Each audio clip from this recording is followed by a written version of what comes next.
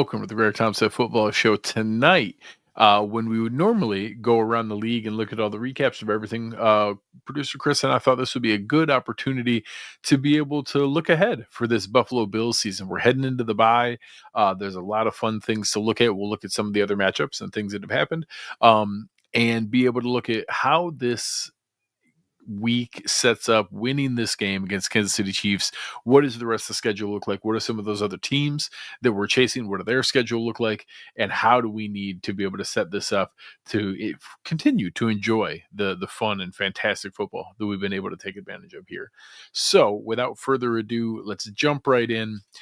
Obviously, the Buffalo Bills are in fantastic shape for the current situation. They are a 4.5 game lead in the division. For all intents and purposes, they're a 5 game lead because they also have wins in hand, 2-0 against the Dolphins, and already won against the Jets.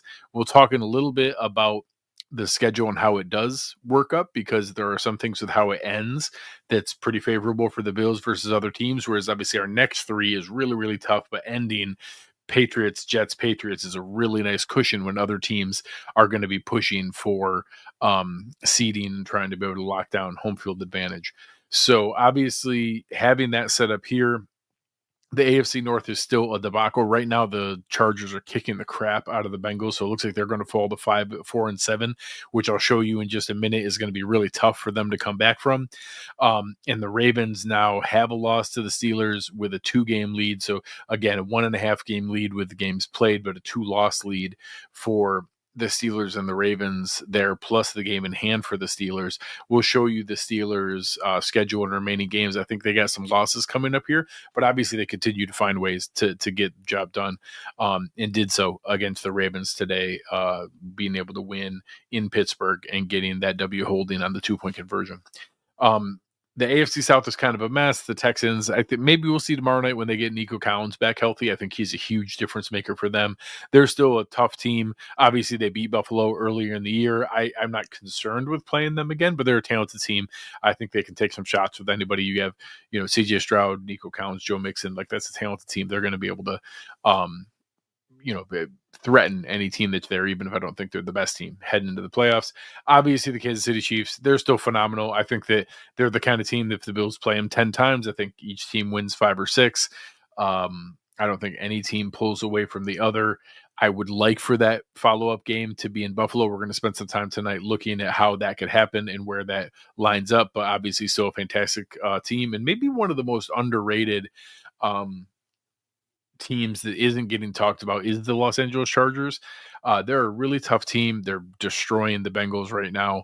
I'm sure the Bengals will come back, score some points here, but they are just dominating them in both sides of the offensive line of scrimmage, dominating the trenches, and the Bengals have no chance to do much of anything right now. The Broncos also put a whooping on the Falcons today, and I think that's a team where obviously we saw them capable of beating the Chiefs last week. Would have been really nice if they made that field goal. Right now, the Bills would be the number 1 seed, but the Broncos play them again, and I think are capable of beating that Chiefs team when they play them again, which is something that we'll obviously be rooting for. When we switch it over to the playoff view, you can see obviously the Chiefs are still the 1 seed. The Bills are the 2, Steelers 3, Texans 4 right now, because they haven't lost and look like they are going to win tonight to go to 7-3. The Ravens would actually be the 6th seed. So right now, if the playoffs started today, the Bills would be hosting the Denver Broncos as the 2 seed and then playing the winner of Pittsburgh, Baltimore. So obviously can be pretty tough that direction. We'll see where that one lines up. And the Texans will play the Chargers in the opener. Would see technically if the Steelers won and the Chargers won, you could see some different matchups where the lowest seed moves on to play the next team. So we'll get to that when the playoff time comes.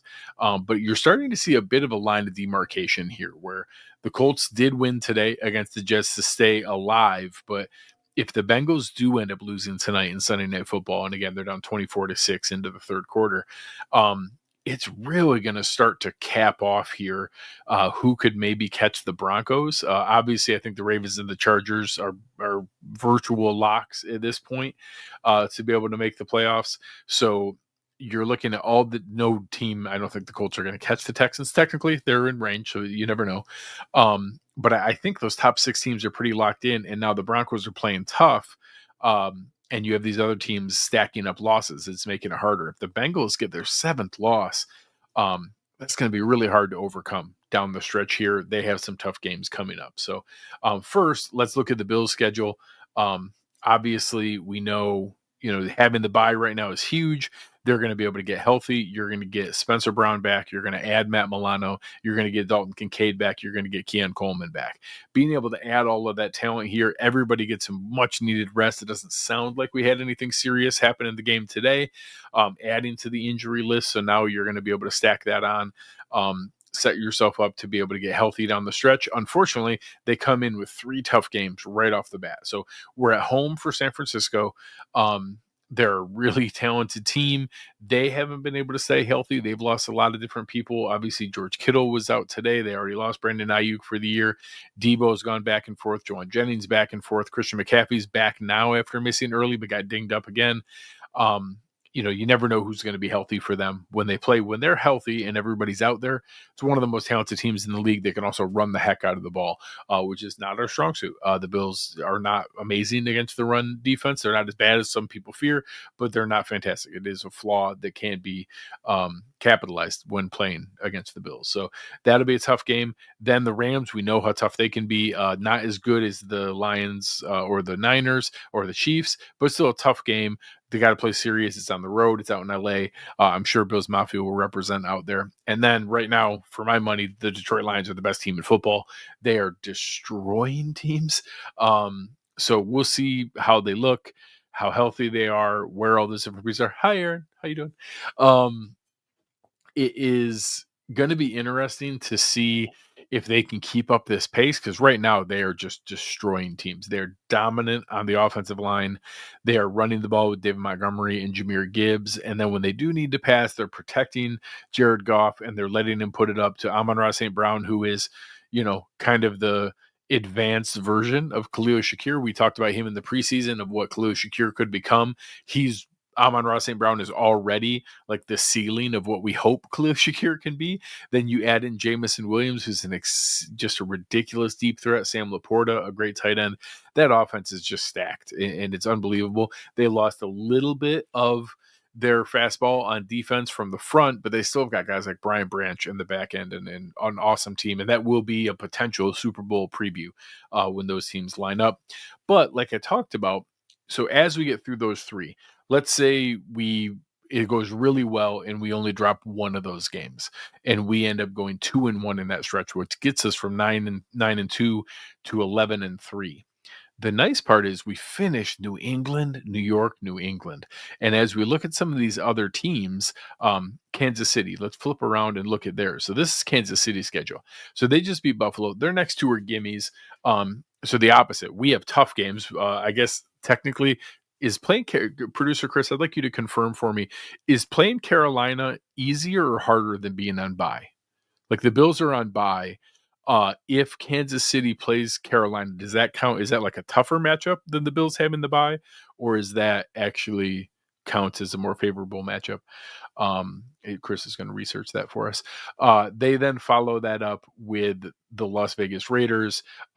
Chris, it is technically not a bye, so that is more challenging than the Bills bye. But they play Carolina. They're obviously going to win that game. That would be legitimately the biggest upset in the NFL this year. But then they play the Raiders. We know the Raiders are a Jekyll and Hyde team. They beat the Ravens, so they're capable of getting up there. They beat the Chiefs last year in that Christmas game where no one was expecting them to win.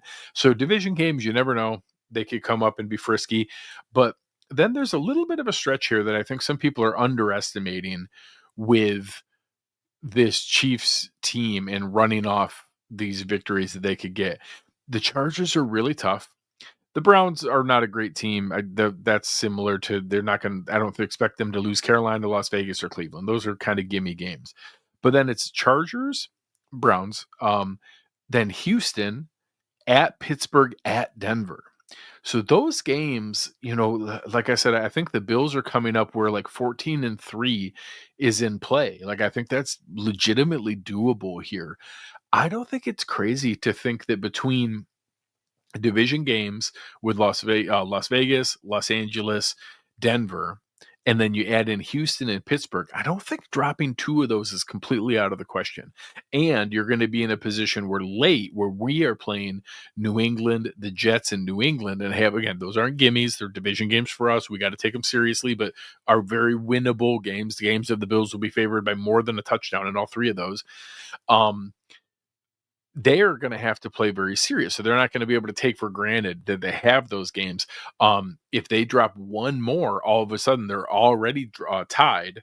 And then we have the tiebreaker because we beat them head to head. So it's going to make the gamesmanship and the strategy of those games a little bit tougher to be able to see. So I think it's going to be interesting to watch down the stretch here. We'll obviously be rooting like crazy for them to drop a game and find a way to be able to take that number one seed, get the bye in the playoffs, get home field advantage all the way through, all the benefits that come from being able to get that. I don't think it's likely right now. I'm not sure I would predict that it happens. I think it's most likely that the Bills will be the number two seed, just because the Bills have those tough games. And it's not out of the question that we could drop two. If we drop two, I do think that makes it a little bit tougher. If we get to 4 losses, I don't know that I see Kansas City losing 3 games. I think 2 is doable. I think they could absolutely finish 14-3.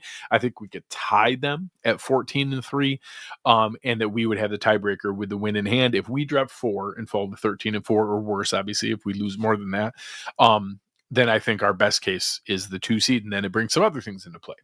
So let's talk about some of those other things. The other sneaky team here is the Pittsburgh Steelers. So the Steelers right now are sitting at 8-2. They've already had their bye back in week 9, so they have to play 7 remaining games here. Again, Cleveland, it's a division game. You never know. It's a Thursday nighter. Yeah, it's this coming Thursday night.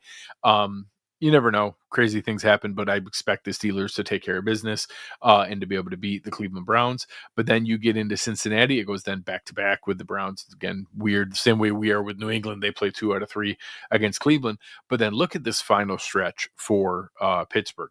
They finish at Philadelphia, at Baltimore, home for Kansas City, home for Cincinnati. I don't know exactly what this record's going to be, but I feel pretty comfortable that there's 2 losses there. Very likely or very possibly more than that. I think that the Steelers are a team that's going to probably end up finishing 12-5, which is super impressive. I think that's an awesome record for what most people expected coming into the season. But I think there's 2 or 3 losses here. So again, the Bills have to play good. They can't take things for granted. Pittsburgh has played really well, but I think it's pretty doable for them to be able to get into that situation and to be able to, not have to worry about Pittsburgh passing them. I think they also have a tough schedule, if not tougher than what the Bills have for theirs. One other team we'll look at here is the Baltimore Ravens. They have the Chargers coming up here. They will obviously need that matchup here on Monday night. Chargers playing really, really well. They play Philadelphia. They get their super late bye. Week 14 is a crazy late bye. Then they finish Giants, Pittsburgh, Houston, Cleveland. Again, they already have 4 losses. I think they would need to rattle that off and win all 6 to get back into the running for the division. Obviously, they'd have to tie it up with Pittsburgh and to win that after losing today to Pittsburgh. I don't think it's out of the question, but I'm not sure I expect them to be able to hold on to that and to be able to get back into things. So we'll see where that one ends up going and how the Ravens stack their schedule up. But I think they're going to be, I think they're going to end up probably staying there in that 4th or 5th seed region of where it is. And then one last one I want to look at real quick here is the Chargers. So they've been kind of sneaky. They're about to beat Cincinnati. That win against Cincinnati is going to put them at 7-3. So I think they're kind of a sneaky one to watch for, just with maybe keeping ahead of Baltimore with that 5 seed to be able to stay ahead of them. They have Cincinnati, Baltimore, Atlanta, Kansas City, Tampa, Denver, New England, Las Vegas. So again, some tough games in there, some games that I expect them to drop a few of, but also some winnable games. And so I don't think it's crazy for them to stay ahead of Baltimore for where they're going to be. And as Mass is saying here, there will be some very tricky wild card teams this year. There are no bad teams that are going to make the AFC playoffs here. Even Denver, Denver kicked the crap out of Atlanta today. Denver absolutely destroyed Atlanta today. Their defense is really good. They had Kansas City dead to rights last week, and obviously the blocked field goal, they end up not taking it home. It doesn't count. There's no horseshoes and hand grenades. There's no close victories in the NFL. There's no moral victories, but they're a good team, and they could easily upset somebody in the playoffs and give them a hard time. So I don't think there's any bad teams in the AFC playoffs. Certainly not these 7 teams. And even if Cincinnati went on a run, their defense is bad, but Cincinnati's offense is crazy. Like Cincinnati can still put up a ton of points. So there's no bad teams that are going to make it in the AFC, which also means that it's even more important to try to get that number 1 seed in that bye going into the playoffs. So I'm not going to go through and actually play with it and do it, but the ESPN already has their playoff machine up, so we can go through and look at and play with stuff like this. In the coming weeks, we'll start to do these things. I'm not going to go through and do each game, but obviously with the Bills going through here, when you start to see some of these matchups, or if they're able to beat San Francisco, again, I think Kansas City takes care of business with the Raiders, but now you get into some of these games where if the Chiefs were to lose to the Chargers, all of a sudden the Bills can jump to the 1 seed. Even if the Bills dropped a game to the Lions, which, again, that's totally possible. They're a really good team, and Kansas City beats Cleveland and takes back the 1 seed. You can still go in, and later on, now when the Bills start playing the Patriots and you have the Chiefs playing the Texans, if the Texans are able to win that, all of a sudden you get into some of those games and you're able to jump back in there and have the Bills take the 1 seed. So I think there's a lot of opportunity where the Bills are going to be able to maybe not fully control their own destiny, but I think there's certainly a good path to be able to take care of what they need to make it difficult for the Chiefs. And if the Chiefs stub their toe even once, the Bills are now in great position to capitalize and take advantage of that. So should be a lot of fun to be able to watch here. Obviously, we go through and be able to enjoy this bye week going off and now having this extra time to listen to national shows. I think that it's very likely to be able to go through and say, I think that the Bills are going to see, or the most of the sports books are going to have Josh Allen as the MVP favorite. Coming up here, I think that that touchdown at the end is going to be seared in a lot of voters' minds. I think it's something that really could solidify him as a MVP favorite the rest of the way. He still needs to take care of business, but that was a really, really big one. It's a narrative award. It's humans who vote on this thing, and they just watched Josh Allen put the cape on and win that game for the Bills, giving the Chiefs their first loss of the season. This was a really fun way to go about doing it. So appreciate you guys checking this out. Leave me a comment, leave me a rating, leave me a review. Check out all the fun things that we have going on at Cover One. I can't wait to see Eric and Anthony's film breakdown for the film room. Aaron and I are going to be getting some fun guests on to be able to hang out with us for the bye week here to talk about what to look forward to and what we're checking out with the Bills the rest of the season. But on behalf of everyone here at Cover One and on behalf of fantastic producer Chris Seth, I am Greg Tompsett. You've been listening to the Greg Tompsett Football Show, and we are